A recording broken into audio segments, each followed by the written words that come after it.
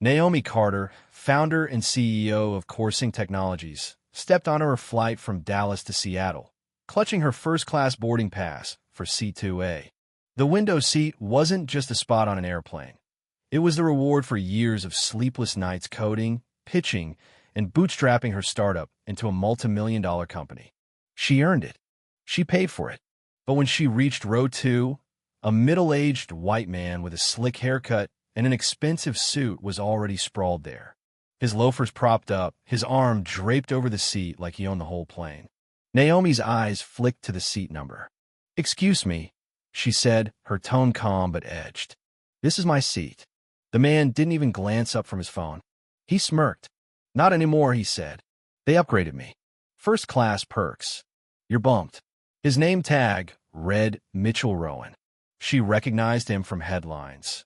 A corporate consultant with ties to some of the biggest equity firms in the country. Before Naomi could reply, Lisa, a blonde flight attendant with a pinched expression and a name tag gleaming on her blue uniform, appeared by her elbow. "Ma'am," Lisa said, "there was a system glitch. You've been reassigned to economy. Seat 27D. Naomi stared at the boarding pass in her hand, the numbers on it different from the ones she'd scanned at the gate. Someone had switched her ticket. She knew it. She felt it. "Check your system," Naomi said tightly. "I paid for this seat." Lisa shrugged. "Frequent flyers get priority." "Policy." Mitchell finally looked at her, a gleam of triumph in his pale gray eyes. "Better luck next time," he murmured. His fingers flicked a VIP platinum card in front of her face. Naomi took a breath. A deep one. Her instincts screamed fight, but years in boardrooms taught her control. She lifted her phone, tapped record, and aimed it at Mitchell. Then she panned to Lisa. "We'll let the internet decide," she said. Lisa's cheeks flushed. Mitchell's smirk faltered. The tension in the cabin thickened as whispers spread. Naomi's live stream counterclimbed. 50 viewers, then 100. "I paid $1,600 for this seat," Naomi said into her phone. "And this man believes he's entitled to steal it." By now, eyes in the cabin were watching. A woman in 3C whispered to her teenage son. An older gentleman in 1D shook his head. Naomi stood her ground. Lisa gestured toward the back. "Mom, take your assigned seat." "I have done nothing wrong," Naomi replied. Her voice was steel. Her camera stayed, trained on Lisa's cold expression and Mitchell's smug posture. Within minutes, Paul Decker, the flight manager, arrived. A wall of muscle in a navy blazer, Paul exuded ex-cop energy, the kind that promised zero tolerance and zero empathy. "What's the problem here?" Paul barked, though his eyes pinned Naomi as the issue. "My seat's been stolen," Naomi said calmly. "And your crew is complicit." Paul's jaw flexed. "Stop recording. Sit down, or you'll be removed." The threat was clear. But Naomi had faced worse. She'd survived venture capitalists who underestimated her, landlords who overcharged her, and investors who thought a black woman didn't belong in tech. She stared Paul down. "Remove me for what?" she said, louder now. "For claiming what I paid for." The live stream hit 500 viewers. Comments poured in. "Stay strong. Expose them." Mitchell crossed his arms, watching with detachment, as if Naomi were a minor inconvenience. Lisa's hands shook as she fussed with her tray. A young mother in 3C said aloud, "That's not right." Her son nodded. An old man in 1D muttered, "You can't just do that." Paul leaned in close. "Last chance," he growled. But Naomi was done bending. "You don't get to rewrite facts because they make you uncomfortable," she said. The stream climbed. 1,000 viewers. The plane hit a pocket of turbulence, but Naomi stood firm. Paul's phone screen flashed as he slipped it back into his pocket. Naomi caught a glimpse, handled the troublemaker quietly. A cold twist slid down her spine. This wasn't random. Paul barked orders at Lisa. "Get the captain." As Lisa hurried away, Naomi's pulse pounded. Mitchell's lazy smile grew darker. "You're making this fun," he murmured. But Naomi wasn't here to entertain anyone. She was here to fight. The captain arrived. John Mathers, late 50s, wiry grim. "What's going on?" he asked. Paul answered first. "She's disrupting the flight." refusing orders. Naomi held up her phone. I'm recording all of this. I've done nothing wrong. John's gaze slid over her with practiced indifference. Sit in 27D or we land the plane. Her live stream hit 2,000 viewers. Naomi whispered to herself, they picked the wrong one today. Paul leaned toward Lisa. Prepare for an emergency landing. Passengers gasped. Naomi heard one say, that's overkill.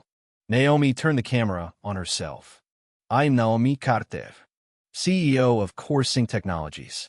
I'm being threatened with removal because I refuse to surrender a seat I paid for. The stream exploded.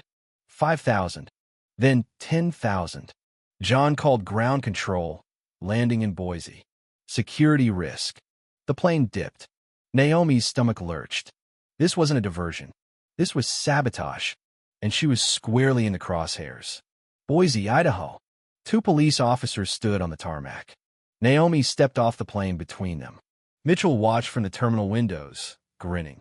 Lisa refused to meet Naomi's gaze.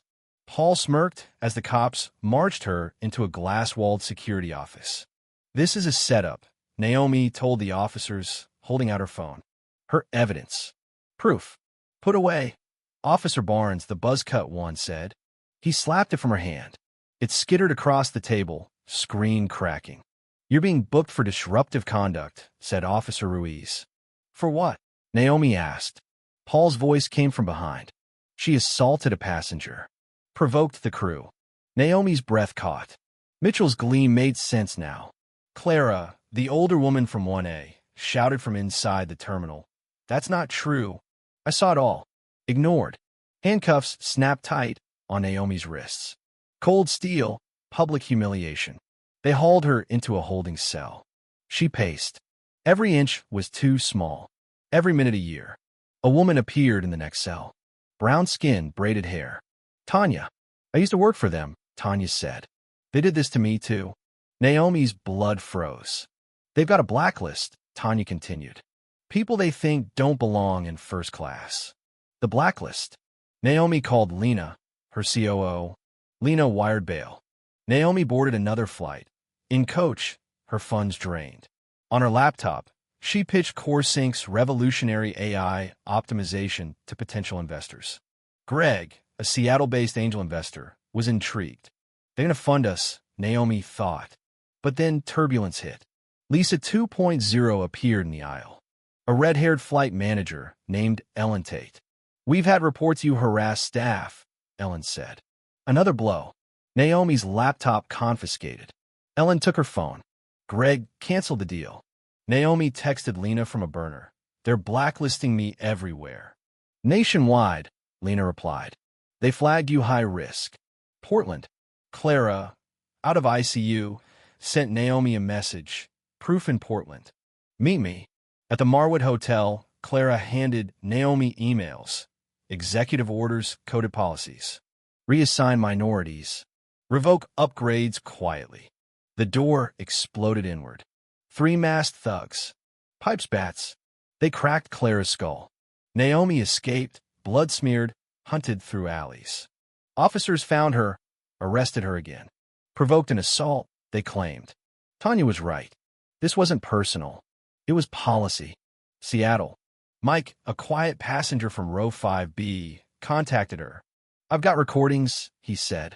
Paul and Voss plotted all of it. Richard Voss, CEO of Westward Airlines. The real puppet master. Naomi uploaded the files. 100,000 viewers. Then 500,000. Voss struck back. A deepfake video. Naomi confessing to a scam.